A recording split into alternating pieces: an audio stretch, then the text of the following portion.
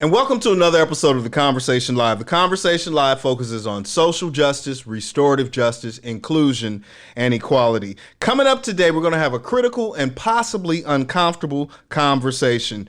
Joining me in the seat today is 27th Congressional District candidate Christian Daly.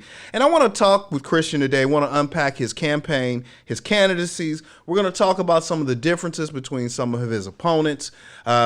But until then, sit back, relax. We're trying something out a little bit different today. Today we're over in Studio B. You won't see all of the bells and whistles, but Christian is here today, and he's what matters most. Christian, thanks so much for being here with me, brother. I'm glad to be here and a part of the conversation. Thank you, man. So you're running for Congress. Yes, sir, I am. That's a pretty tall feat, man. You know, what inspired you? Like, where did this come from? Right. So for me, it was working back in a community I grew up in and seeing what families were going through. And that goes from our seniors, our families, our young people.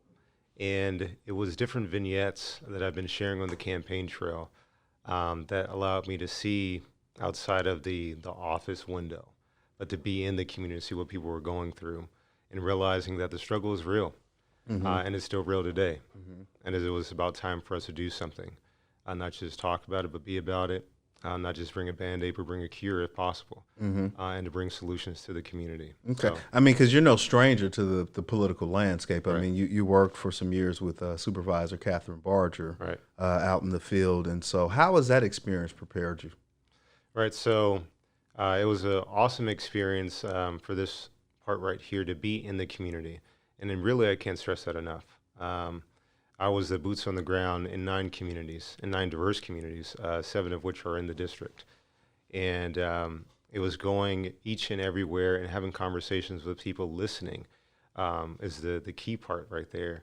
And listening not only to people's issues and problems, but also their ideas and seeing how they live. What are some of the things? I mean, you know, we often hear from our elected officials that we hear you, meaning the constituents, but it never seems to follow up with anything substantive. So what are some of the things that you heard while you were out there in these different communities talking with folks? What did someone share with you that resonated? Right.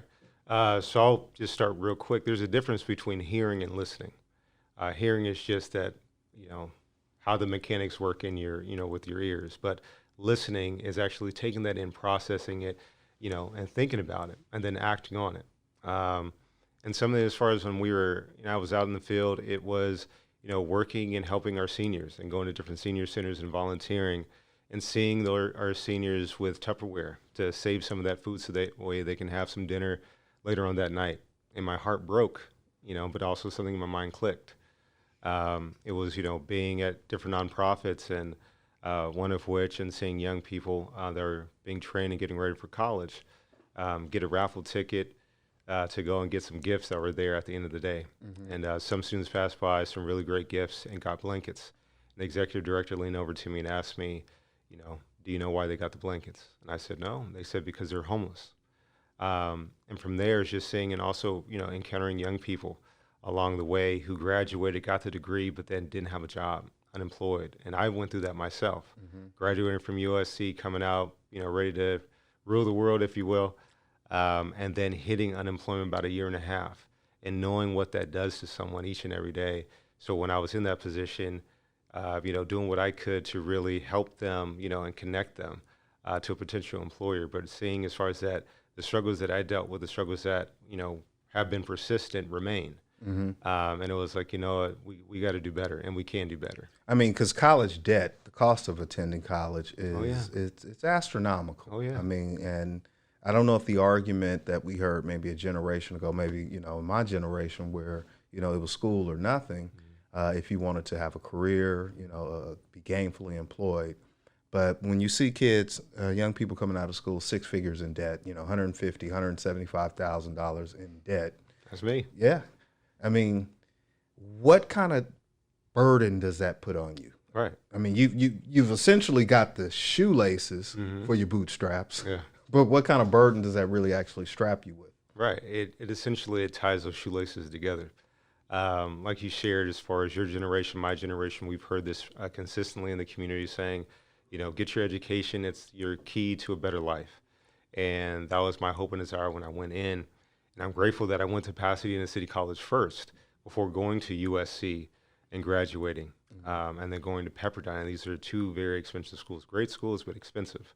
And I laugh because not too long ago, USC just put out that they're waiving tuition for families that make under 80,000 or at 80,000. And I laughed. I was like, I'm happy. I was like, I wish y'all would have done that when I was there. But what that does as far as when you come out is you have a whole new landscape than our parents, my older siblings had, and their generation. But you're coming out not only looking for a job that's going to pay you hopefully enough so that way you can give some back to Uncle Sam because he's right there at your door every month saying, hey, nephew, hey, niece. Off the top. Yeah, well, where's my money? And so that really changes everything. It goes from this American dream to we're essentially American daydreaming about what our grandparents, our parents, were able to do, to come out and get that job, work that job, get a house, and move forward. Now it's just, can I even get a job when I come out? And when I do, will it be able to sustain me? How many roommates I'm going to have in order to survive and, and live, let alone worry about, again, Uncle Sam being right there with his hand out. Well, I definitely want to talk more with you about policy in your campaign and kind of what you see your role being in Washington. But, I really wanted to dig a little bit back into your story. So you're born in Southern California. What, humble beginnings, with Silver Spoon, what was your upbringing like? Yeah. So my dad is a Latin American immigrant. Mom, Black American from Louisiana, and grew up here in the Pasadena area, moved around a couple of times. My dad was a contractor, had his own business, got a government bid down in LA, and they fought him. They gave it to him to meet a quota, and they wanted to take it from him to give it to one of their friends. And he fought him and said, no, I won the bid, I'm going to do the work, and he did the work. And in turn, they fought him along the way, delayed the job, didn't pay him, and so they sued him ultimately.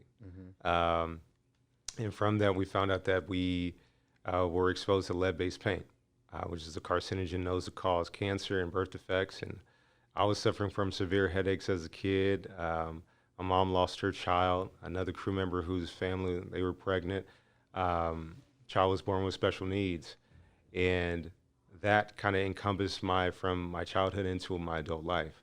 So we had, at times, properties, but then we lost those in that pursuit of justice. And not only did we lose it, but we lost it to the point where we didn't have a place and a roof over our head ourselves. And so I remember, I still remember the day when we left and not knowing where we were going to go, and, laughing to keep from crying. I remember my Game Boy, and having that, but not really understanding until I got a little bit older and realized, we were homeless, Okay. and so, but with that, that's what had that fire in me when I was a kid. I remember I was like 6, 7 years old, wanting to be an attorney to help people. Listening to and watching Law and Order, waiting for the end part, those closing arguments, that was my favorite part. And it was just, how my adversity shaped who I am and made me stronger. So that way now as a candidate and as a potential representative in the future, just let people know that, I've gone through the same things that you've gone through. And how does somebody like you, you finally decide that, I'm going to quit a good paying job as a field rep, with supervisor's office, great benefits. Yeah. A lot of autonomy to kind of move about. I mean, you weren't stuck in a cubicle. No, nothing against anyone that works in that type of work environment. Right. I mean, tech people do it all the time, but no walls, right? Exactly. But how does one go from, I'm going to give all that up in pursuit of this? Right. My generation will say you crazy. Oh yeah. And even my generation would say the same. Again, I just shared, a year and a half of being unemployed. I know what it is to look for a job, to get a job, be happy to have that. And that was a great job. But realizing as far as that, it's putting on the scale. And what weighs more? Is it that job and my personal, comfort, or is it that work that's in the community that needs to be done? And, so often and so many times we look to get comfortable, but then we forget about those that are out there that are, that are still struggling. So it was me looking at that and, looking like, you about to quit a good job, you about to go on an uncertain path. And as far as, and of course there's fear there because there's the uncertainty. But again, my passion and drive for service outweighed that fear. And I remember, November 6th, put in the 2 weeks, November 20th, 5 p.m., popped out the business cards, and we've been running ever since. Right, and I've seen you everywhere twice. Oh, yeah.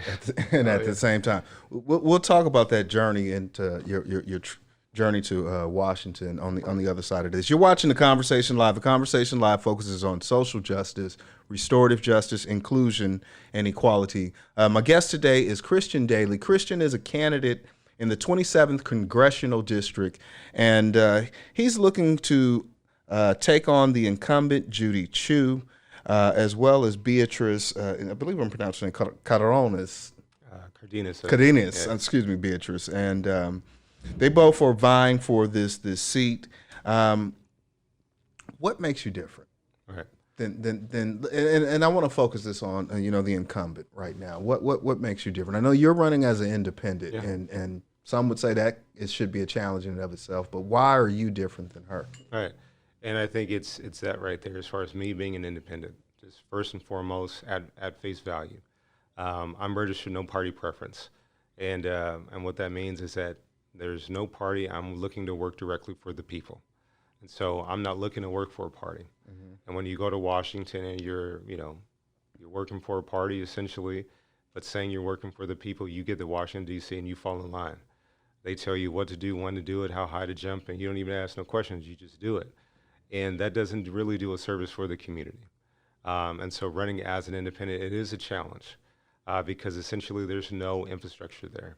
But for me, that's the reward and the opportunity because we're able to build that infrastructure in the campaign and what I'm doing is investing my time in the community. So that way, as far as we're sharing our time, we're going out there talking and meeting with people and listening again. And having the great conversations at our town halls and at our community events. But what that does as far as it builds a framework and a network and an infrastructure. So that way, when I get to Washington, D.C., I'm not, kind of looking back and saying, well, what's really going on? I already know. We know, and they're able to connect with me because we've been doing that. So that infrastructure and that bridge, I'm telling people, hey, come to D.C. with me. Because one, I can't do this without you, and I wouldn't want to either. And this is for you.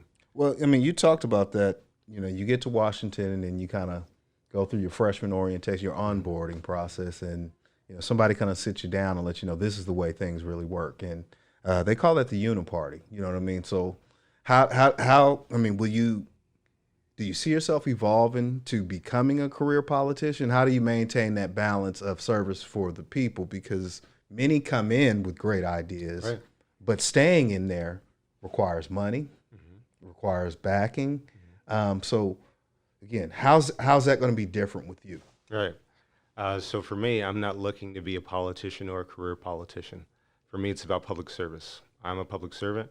I've been so in the state of California, also the county of Los Angeles, and looking to do so for the United States of America. And having that focus, and between the two, between being an independent, not being pulled and lulled, because they say there's two rules to being elected: get elected and then stay elected. And for me, that's not the focus and the goal. I'm not running to have a career in politics. I am running to be of greater service for the community. But isn't that what everybody running says? Again, as far as everybody running says, right? But again, as far as you can talk about it, but you got to be about it. And when I look and I see within the district, as far as with the incumbent and even those that are running, and it's just, we're there in the community now. We've been there, we are there, and we're looking to stay there. And as far as there's no better backing and support than you have from the people back home. Who will you caucus with once you're in Washington? I mean, you're in that individual space, independent space. Who will you caucus with? Right. So I'm not looking to caucus with the Democrats nor the Republicans. There are nonpartisan caucuses that I'm looking to work with, which shows and lets everyone know that there are those in Washington, D.C. that have a mind to do the work for the people and not kind of get washed away in the partisan politics that we've been seeing in the media for over the last really decade. So as far as those nonpartisan caucuses, what I'm looking to go with and work with, and then to pull people from those fringes and say, you know what, I'm here just like you're here. We're here on behalf of the people back home. So what can we do together to make sure that their lives are better back home? And for me, it's about healing and bridging that divide in D.C. and realizing no matter where you are, no matter what party you're in, Dem, Republican, It's for us to get back to work for the people. Let me check in. You're watching The Conversation Live. The Conversation Live focuses on social justice, restorative justice, inclusion, and equality. My guest today is Christian Daly. Christian is a congressional candidate in the 27th District here in the San Gabriel Valley. And Christian is wanting to become our next Congress representative in Washington, D.C. And we've talked a little bit about what makes him different. He's an independent. Who will he caucus with? His childhood and some of the things that have influenced him. I want to talk about some policy stuff. Come on. Your first 100 days. You get elected on get through this primary this week, next week rather. Yeah. But let's go into the future. You win eventually. What does that look like? What's your first actionable item? Let's talk policy. Right. So the policies and my legislative focus is the platform of the campaign, which I call the 3 E's, which is economics, education, and equality. Let's break those down. Economics. Let's do it. So economics, it's making sure not only that we have a job, but we're working towards creating careers for mom, dad, and college grads to have not a livable wage, but we're talking about salaries. Not talking about necessarily lifting up the minimum wage, because when you get up there, by the time it achieves that, you have to raise it again. But it's looking to see what can we do. It's getting down to the root cause of the issue. And so also looking at, entrepreneurs and making sure that they have a clear path to capital. Because again, when you have an entrepreneur, some people call it a hustle, but realizing that it's one and the same. And when you take someone that has an idea and you support them, and then next thing you know, they create 2 and 3 jobs, and that can grow in a community. That's amazing. That's something that we should push forward. And one thing for sure is affordable housing. Well, let's back up with the economics. Is it the government's job to provide jobs? I mean, outside of governmental jobs, like how do you plan to, bring that to fruition? Right. So for me, it's not necessarily the government's job to provide jobs. It's the government's job to create an atmosphere and a playing field to which jobs can thrive, to which careers can grow. And for me, looking at economics and really issues and how to solve them, and taking a collaborative approach to see what is needed, what's in the market currently, and to see what legislation we can push forward that can, bolster and foster that, that economic growth, and really the ingenuity of entrepreneurism that's in this country. Mm-hmm. And then when we look at education, I mean, the cost of education, we touched on that earlier. Right. Is there a solution for that? Does Congress have a role in that? What will be different? So Congress does have a role, and I think we all have a role. For me, looking at education, it goes back, and it's looking at making sure that we have a quality education regardless of zip code. And then within, as we shared earlier about the generation that we said go to school, and realizing that college may not be for everyone. And not shaming them for it, but we are all geniuses in our own right. We just need to find our art. We just need to find our craft, and really looking back to the trades, because again, you can have everyone go off to college, but when your plumbing backs up, you can't call that English major. I'm an English major, by the way, and say, hey, what can I do about this? Right. And realizing that within that, when someone has a trade, that these are great jobs, that they can essentially branch off and create opportunities themselves. And again, this goes back to education, and then also as far as going back to it, looking at our higher educational system. And I remember at one of my town halls, a young lady had said that it's an industry, and looking at it as far as how have we lost the way, and as far as that's what it comes back to, is checking in and say, what's the great thing in the room? And if we're thinking about making money more so than educating our, generations to go off and, make our nation better, then we need to go back to the drawing board. And if we're having our students come out with debt that's debilitating, that they can't even think about moving 5 steps ahead when they can barely make 1, we got to go back and say, is this really how we are going to achieve, making, this nation prosper in a meaningful way? Some of the topics that are, happening around the country, not just here in the 27th district, but across the country. Affordable housing you touched on before. Right. What role should the government play in helping the citizens, the residents? If some believe housing is a right, what role should the government play in helping? Is that a federal issue? Is that a state issue? Is that a county? Is that a municipal? And I know that's probably 4 or 5 loaded questions in one. No. It's all good. I think that it's everyone. It goes from federal on down to the municipal level. And for me, policy is to be used as a solution, not to be used as a prop, to prop somebody up in the office, but to be used as a solution to solve problems. So for me, how I'm looking at it is, kind of like a locksmith and carving that key out and making sure that it works and having a piece that the state can hook into, that the county can hook into, that the local level can hook into. So that way, when we do something on the federal level, it can go down and touch everyone and there's no real gaps there. So affordable housing, does the government have a role in that? I think it does.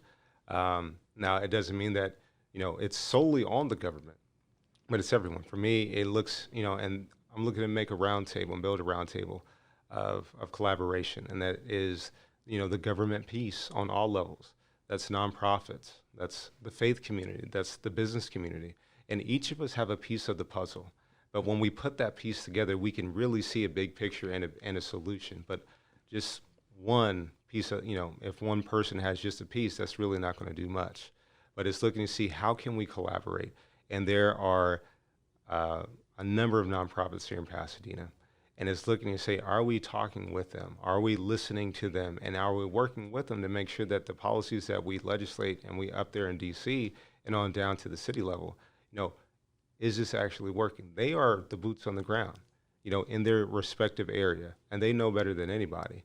So it's listening to them, working with them, again, with the other, the other pieces as well, to say, okay, looking at it from different perspectives and building a cohesive solution through that policy.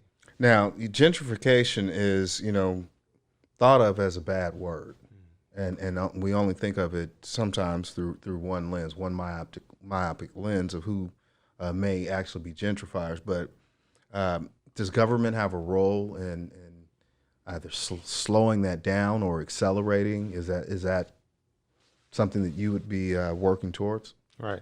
So I think gentrification is a symptom of a larger problem.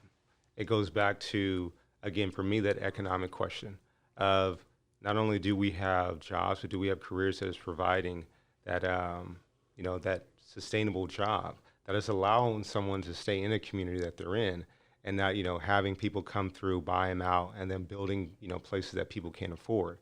And for me, it's looking, I know that the city is doing, work on that, but it's looking to say, all of us, we all have to get involved because if we're using a local workforce to build a unit, then again, that the local workforce can't, afford to be in, then we have to question that. We have to go back to the table and say, what are we actually doing?